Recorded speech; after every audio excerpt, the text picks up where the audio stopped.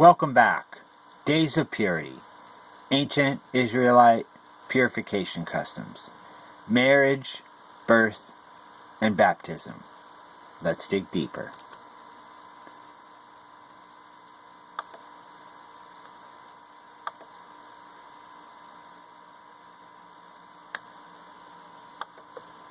Founder of JerusalemExperience.com, and today we're visiting the Pool of Siloan at the City of David here in Jerusalem. And here with me is Danny Ehrman, also known as Danny the Digger, an archaeologist and a tour guide. So Danny, what is unique about this place? Well, this is one of the few places where through archaeological means you can find a site, a place that is mentioned in the scriptures. In this case, an event that is mentioned only in the Gospel of John, of Jesus curing a blind person. The place mentioned is the Pool of Siloan. And where is it? In 2004, and only in 2004 we actually found it.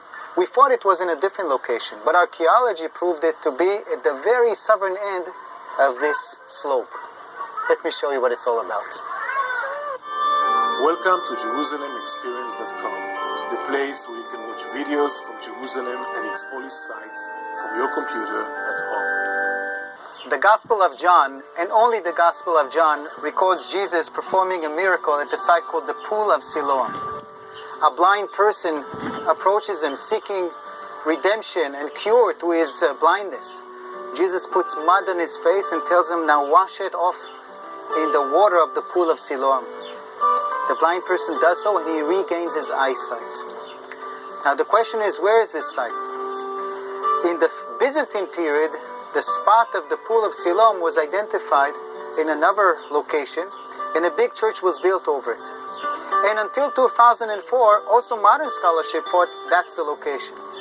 But then, in 2004, maintenance work done here uncovered a set of steps. And yet the corner over here seems to indicate it's not some step street, but it's part of a big immersion pool for the public. Here is an assumption of what the whole thing looked like. We are now looking at just a corner of it over here. And this is dated to the time of Jesus. So this, people, is probably the real Pool of Siloam. This is where Jesus performed his miracle. Where did the water come from? Let's go to the source of the water.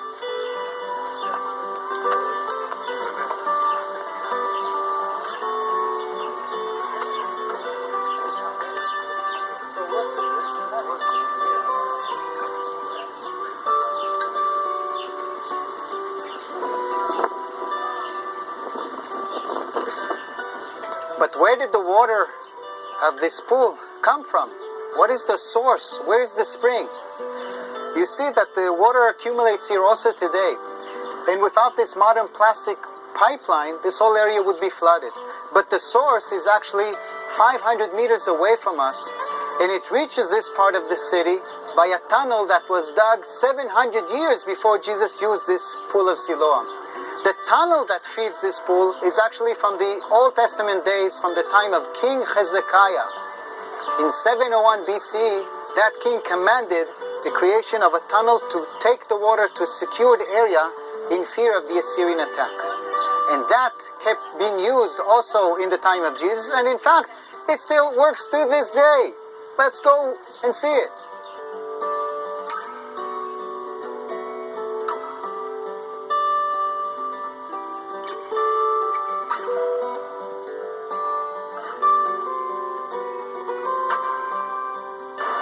But where did the Pool of Siloam get its water from? Apparently, in the time that the pool was operating, they didn't realize that the water source is actually 500 meters away, stemming from a spring which is right beneath our feet.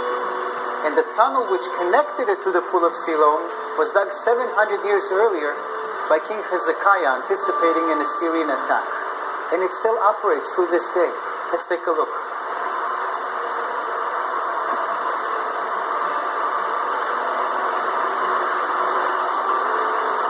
This is the first place where the water can be seen.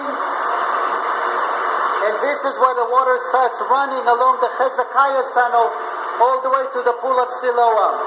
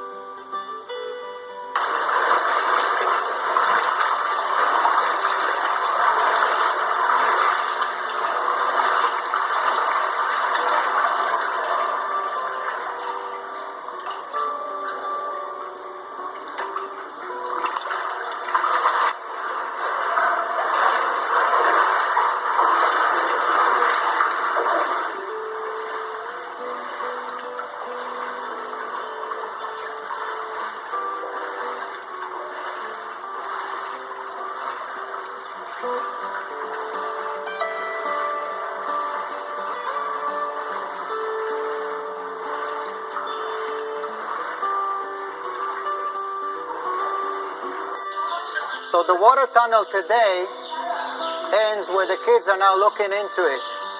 And it feeds this small pool, which in antiquity was believed to be the pool of Siloan in Christian ancient times.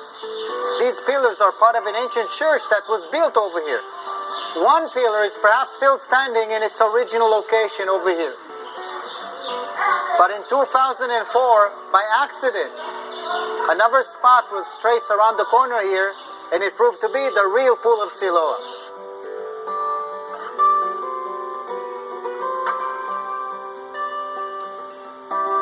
The water continued to flow. It doesn't end here.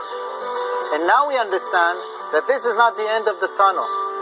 The pool of Siloam is really around the corner.